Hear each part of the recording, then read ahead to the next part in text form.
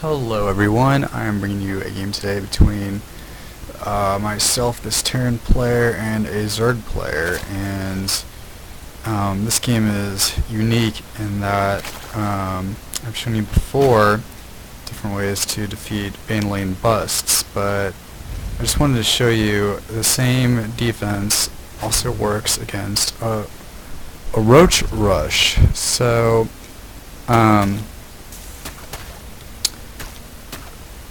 he tries to kill my builder SCV and I chase him off. I leave two SCVs on auto repair. If you don't know how to do that, you want to right click on this button right here in order to make your SCVs automatically repair things. But I don't really recommend doing that to all your SCVs. See, this one's repairing that one. And when he's done, he will do nothing. You only do it if they do nothing. But I leave two SCVs on auto repair up here. I wouldn't do it to all your SCVs because sometimes they'll repair stuff you don't want to repair. Waste money, waste time when they should be mining. Sometimes if your PF planetary fortress is being attacked, they'll repair each other instead of repairing the planetary fortress. So you still want to click on what you want to be repaired. But if you get attacked by roaches or zerglings or banelings or whatever, then it's nice to have a couple of these up here.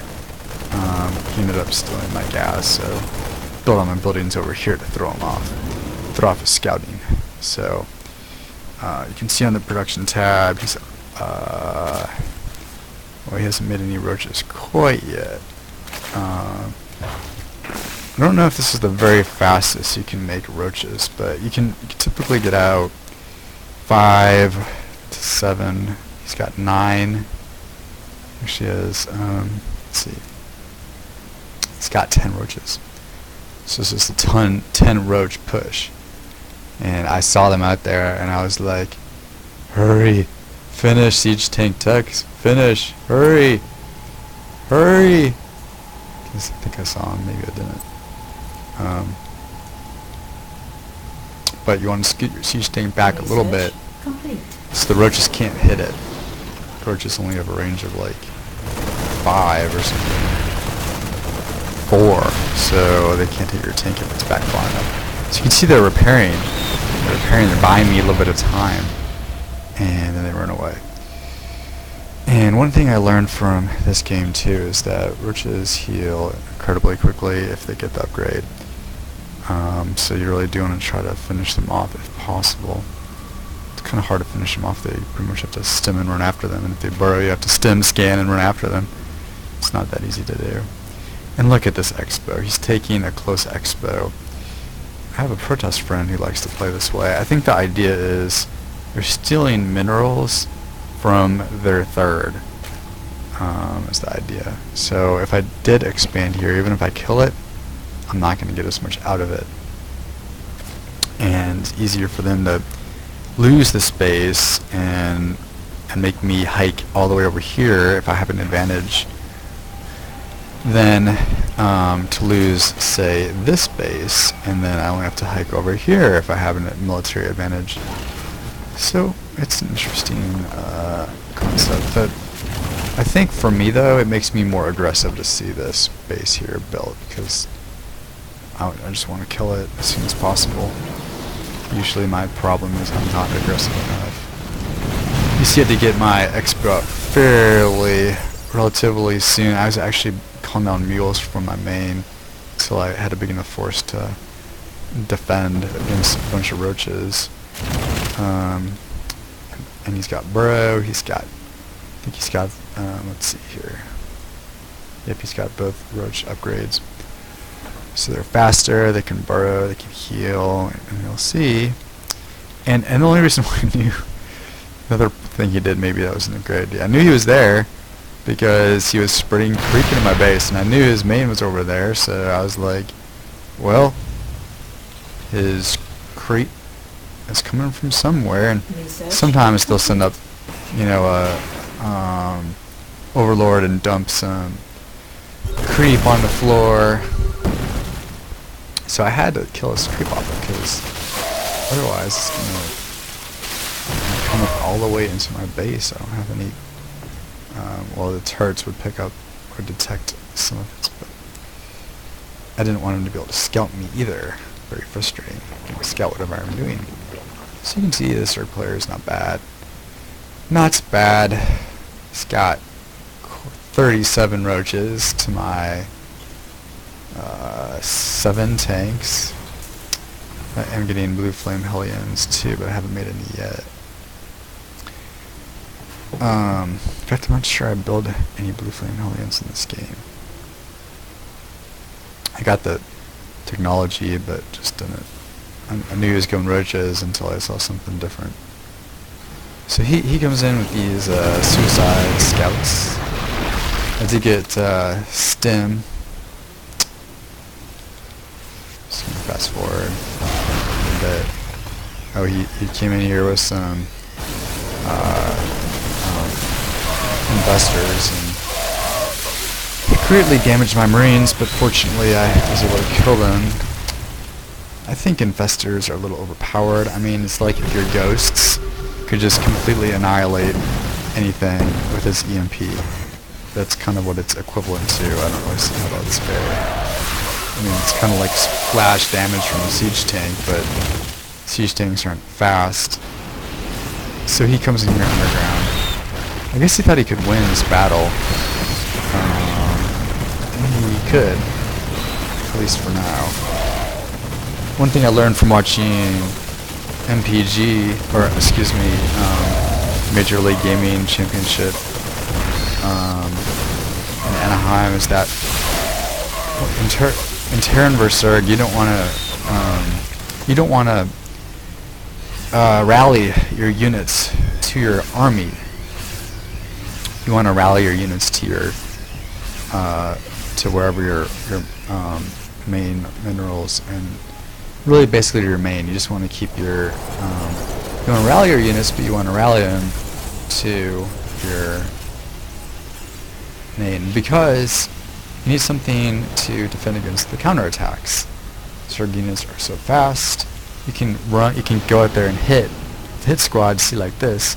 You better be building some units while you're gone, and then once you do the damage, you know, if you were to run into my base with a bunch of Zerglings or something, there'd be 2 tanks and 2 more tanks. And I didn't do a good job making Marines, but I have 4 barracks doing nothing right now, and I've got tons of cash. So hopefully I'll start to improve that. And I did manage to scout this out. I sent a Viking around. If you're Terran, it's always good to try to clear the map of any overlord scouting. And so I sent a Viking out, and he found this and just landed him. Tried to kill the queen. Apparently a queen's stronger than a Viking. So and I loaded up my marines, and I came over here, and he buried his stuff, and I failed to scan. So one good thing about being aggressive and attacking is you know what the other guy's making before it gets to your main. So when I saw this, I was like, okay, I'd better make some marines and make some more turrets or something. I better pull my tanks back, because my tanks were just sitting out here. Could have been completely gobbled up by those mutas. So I saw the mutas poke in, so I tried to stem and attack them. So fast. You can see a bunch of Zerglings are here too. Fortunately, I get up here, get a couple of pot shots. These Zerglings are not upgraded at all except for Zergling speed. So this is going to be a...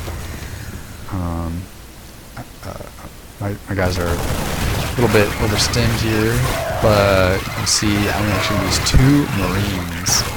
2 Marines. 2 Marines. So stim Marines really can do a great job. Basically, what MVP does when he plays Zerg, he places his tanks better than this. He spreads them out. All he makes is tanks and Marines, pretty much, and medvacs. And he splits his Marines up better than this too. You don't want to clump your units together. So I'm doing a bad job, but I've got the right units. And you don't want the game to last too long. because I don't think it's hardly possible for Terran to beat Zerg when you've got Greater Spire and Ultralisk stuff coming your way. I try to take a third. Taking a third is so hard. I had built all these turrets here. Only one of them got finished in time, and I was just doing that to prepare for building the my new expo. And so I realized I need to come in here, and when he's coming in my base, only fine. I have enough turrets around it and enough Marines around to hold that off, probably. So I'm going to go ahead and counter and try to wipe him out.